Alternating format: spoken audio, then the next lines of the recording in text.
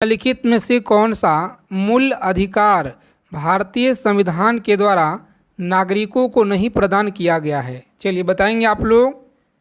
सही आंसर बताना है आप लोगों को कि निम्नलिखित में से कौन सा मूल अधिकार भारतीय संविधान द्वारा नागरिकों को नहीं प्रदान किया गया है। तो इसका आंसर आप लोग याद रखेंगे ऑप्शन नंबर सी, सूचना का अधिकार आप लोग याद रखिएगा। चलिए नेक्स्ट क्वेश्चन देखेंगे। यहाँ पे अगला सवाल है, रथ के पहले कार्बन न्यूट्रल गांव के रूप में किस गांव को विकसित किया जाएगा? बताइएगा आप लोग।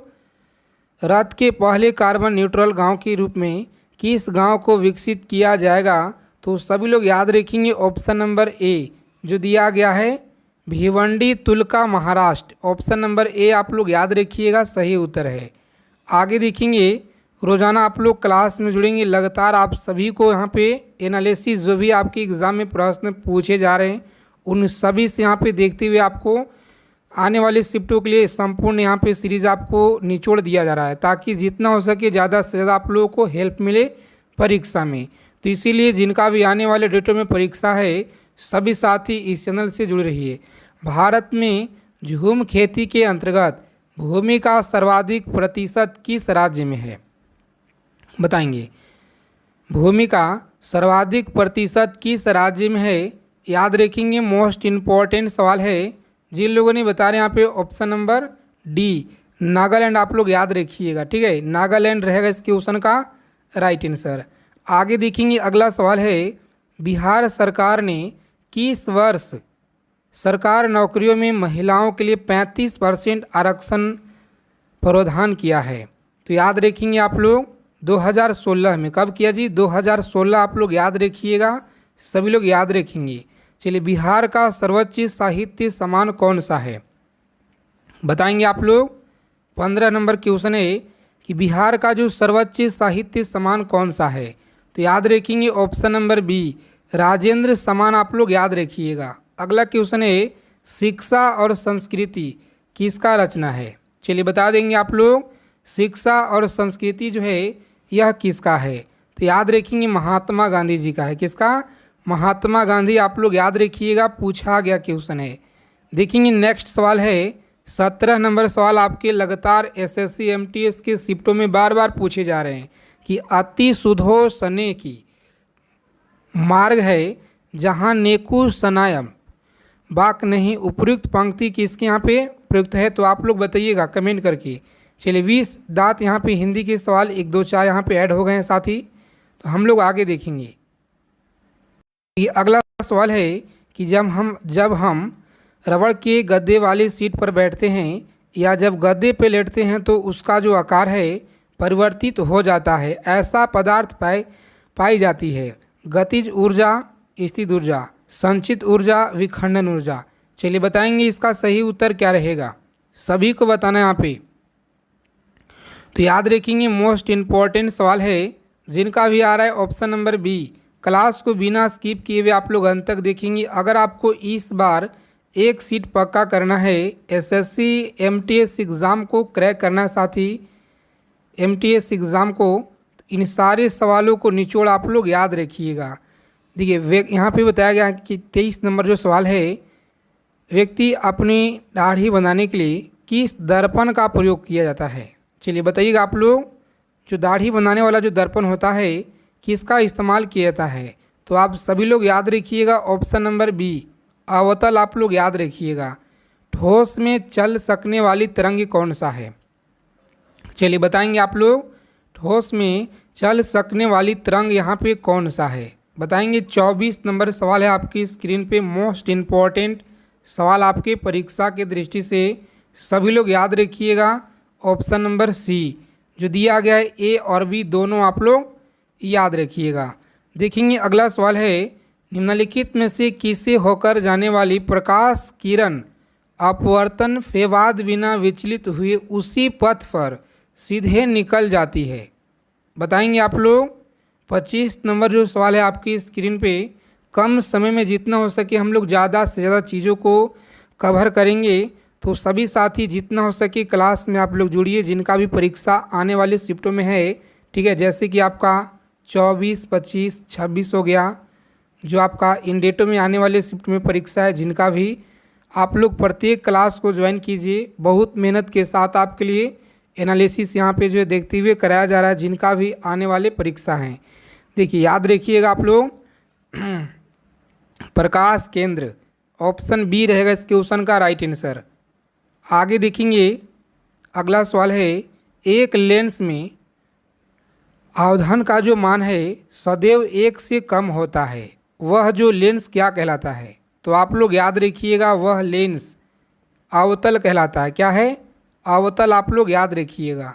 देखेंगे नेक्स्ट सवाल है, वस्तु से बड़ा आभासी प्रतिबिंब बनता है। तो याद रखेंगे ऑप्शन नंबर अवतल दर्पण। आप सभी लोग याद रखिएगा। देखेंगे अगला सवाल है, चुंबकीय फ्लक्स का एसआई मात्रक बताइएगा। चलिए बताएंगे आप लोग चुंबकीय फ्लक्स का जो एसआई मात्रक है यह क्या होता है? तो सभी साथी याद रखेंगे वेबर। ऑप्शन बी आप लोग याद रखिएगा। मोस्ट इम्पॉर्टेंट सवाल है आपके परीक्षा के दृष्टि से। चलिए देखेंगे साथी अगला सवाल पूछा गया है कि निम्नलिखित में से उस विकल्प का चयन करें जो यहाँ पे आगे देखेंगे 42 नंबर सवाल है कि बांदीपुर वन्य जीव अभ्यारण्य डैश में स्थित है। बताइएगा इस प्रश्न का उत्तर क्या रहेगा? सभी साथी बताएंगे कमेंट करके फटाफट से। चलिए बताएंगे आप लोग। इसका सही आंसर आप लोग याद रखेंगे ऑप्शन नंबर सी कर्नाटक। आप लोग याद रखिएगा सही उत्तर है।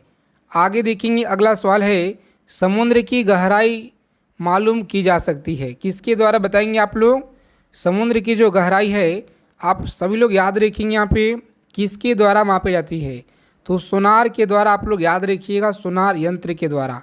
आगे देखेंगे डैश के निजी क्षेत्र में एक बड़ी विद्युतीय परियोजना कहाँ स्थित है? चलिए बता देंगे। जो साथी चैनल पे पहली बार विजिट किए हैं तो सभी से रिक्वेस्ट है प्लीज़ आप लोग चैनल को जरूर सब्सक्राइब कर लीजिएगा।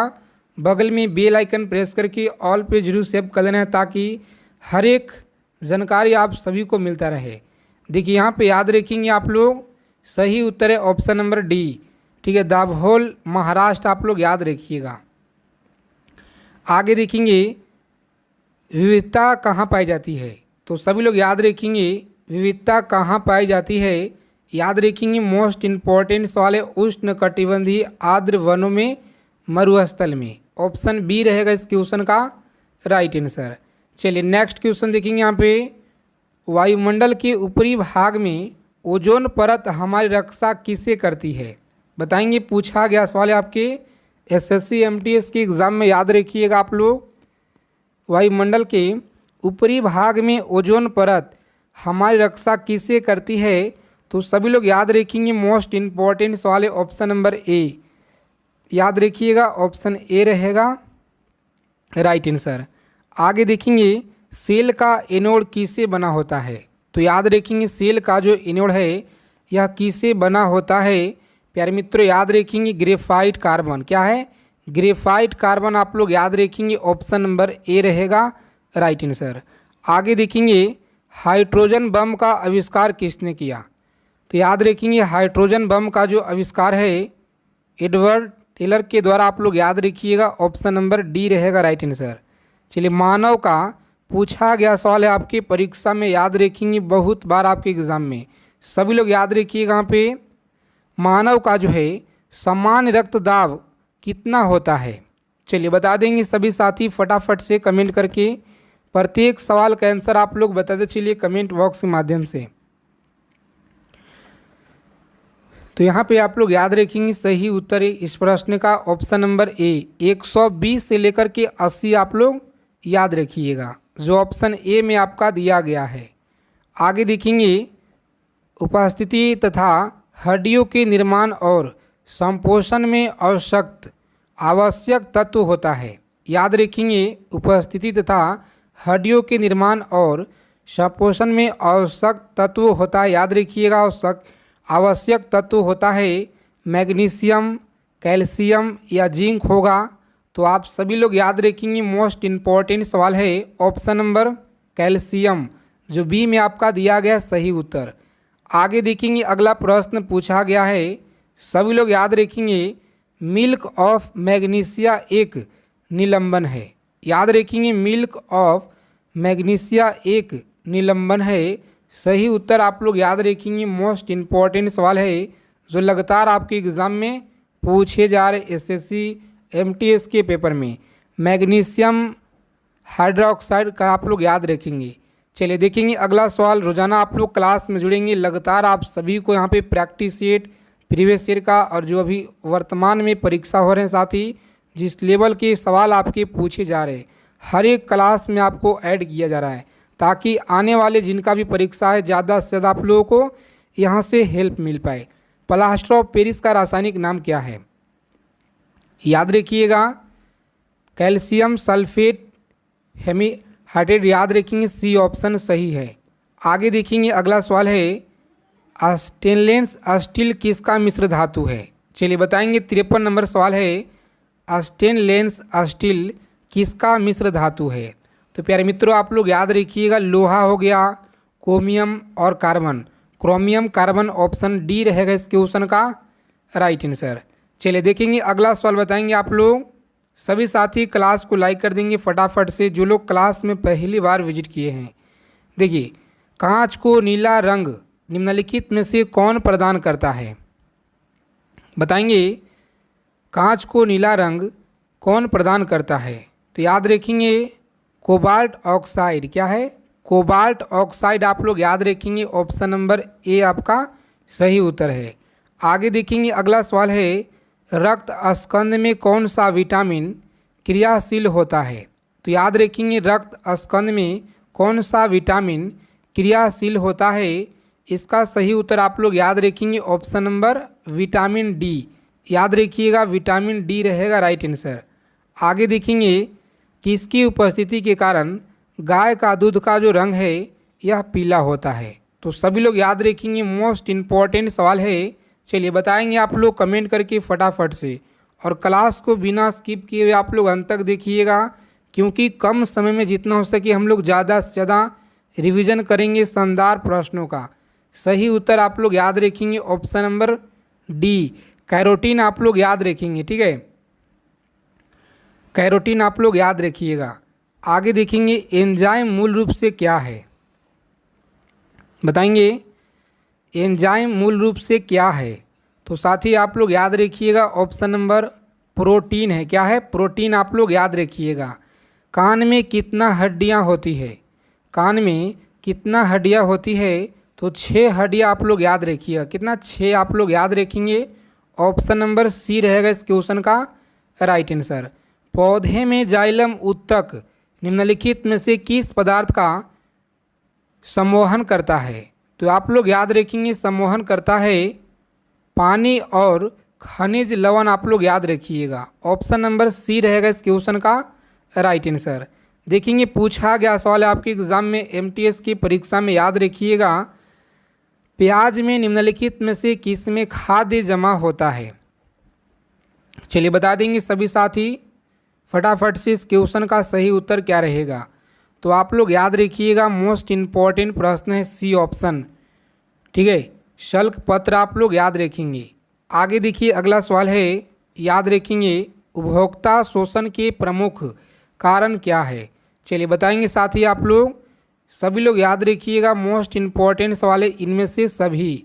आगे देखेंगे रॉलेट एक्ट के विरोध में किसने जो है लगान ए देने का आंदोलन चलाने का सुझाव दिया था?